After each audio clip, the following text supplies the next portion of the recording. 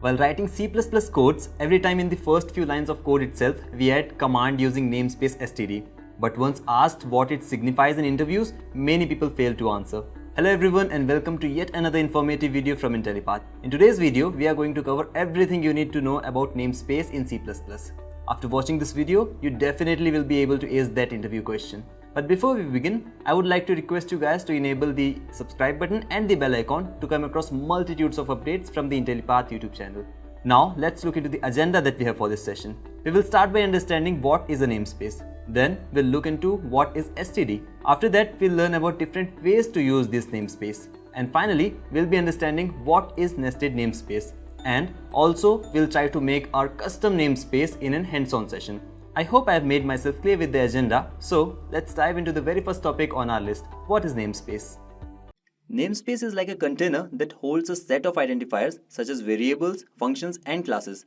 It prevents naming conflicts between different parts of a program. Let me break this formal definition into simpler words. When you create a program, you declare various functions and variables, right?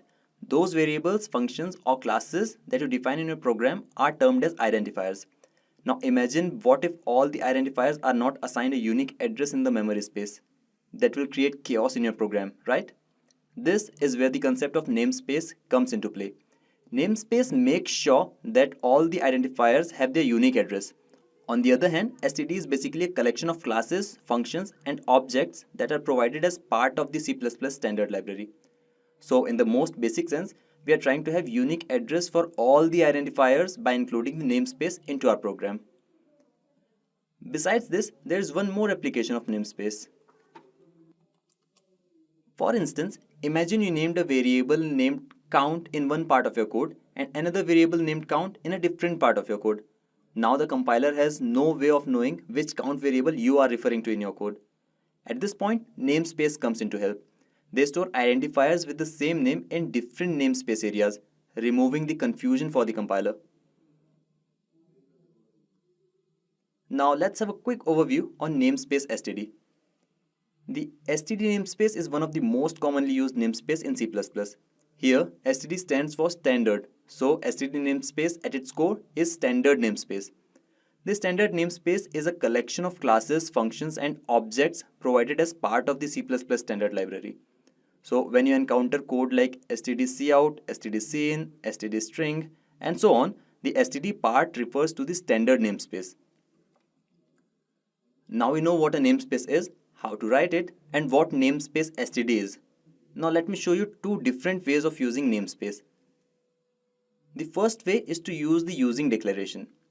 Using declaration in C++ are similar to creating shortcuts for specific names such as variables or functions from a namespace. They allow you to use those names directly in your code without having to type the namespace's name before them every time. Another way is by using the scope resolution operator. Scope resolution operators are written as two continuous colons. This links the namespace's element with the namespace name. All you have to do is write the namespace name followed by this scope resolution operator and then the namespace element name. As you can see here in example 1, the using namespace is used to declare namespace std, and then we are free to use all the elements of std in our code, like using cout. On the other hand, in example 2, cout and endl are using scope resolution methods to identify themselves as elements of std namespace. Apart from these simple namespaces, we can also have nested namespaces. The term nested typically refers to something that is placed or contained within something else. A nested namespace allows you to define one namespace inside another namespace. Now, when we are done with all the theoretical stuff and gained enough knowledge on working with namespaces, let's quickly jump onto our IDE and see this namespace thing in action. Okay, so we are in our IDE. I'm using VS Code. You are free to use whichever IDE you are comfortable with. So as you can see, I've already prepared a boilerplate for our program. So let us start with simply printing something. So I'll write cout and let's say XYZ.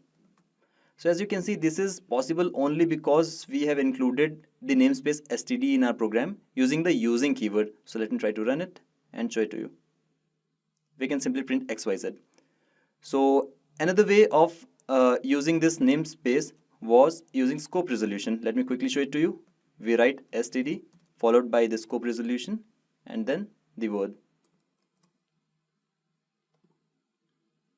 and the exact same output. Now let's try to create our own namespace. So the syntax of creating a namespace is namespace followed by name of that namespace. I am naming it as n1 curly braces and then its contents. Let's say int x equals 10. Now in order to use this x, I need to use this namespace. So we'll write using and the name of the namespace preceded by the namespace keyword.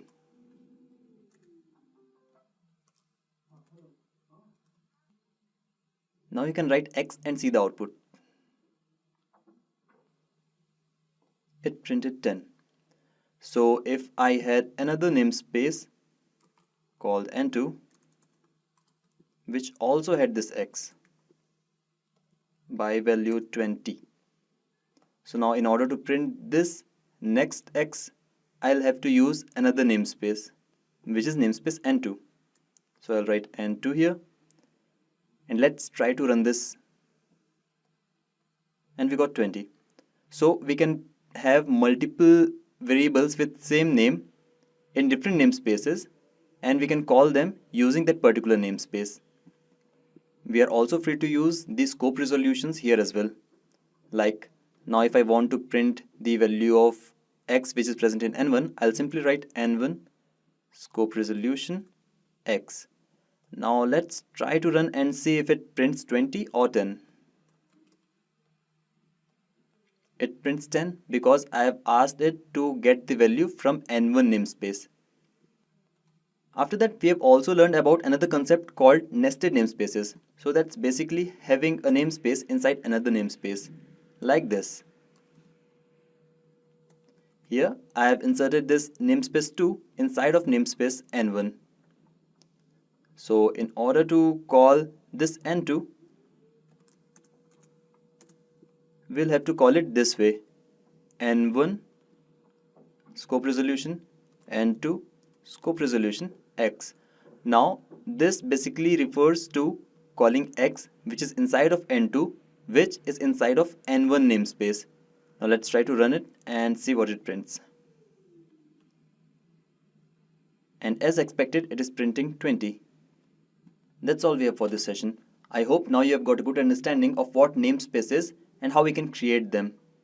Thank you for staying till the end of this video. If you found this informative, don't forget to give it a like and subscribe to our Intellipaat YouTube channel to stay updated with more such informative videos. Just a quick info guys, Intellipaat offers full stack web developer course in collaboration with E&ICT Academy IIT Guwahati. Through this course, you can learn everything from front-end web development to back-end web development from esteemed IIT Guwahati faculties and industry experts. With this course, we have already helped thousands of professionals in successful career transition. You can check out their testimonials on our Achievers channel, whose link is given in the description below. Without a doubt, this course can set your career to new heights. So visit the course page link given below in the description and take a first step towards career growth in the field of web development.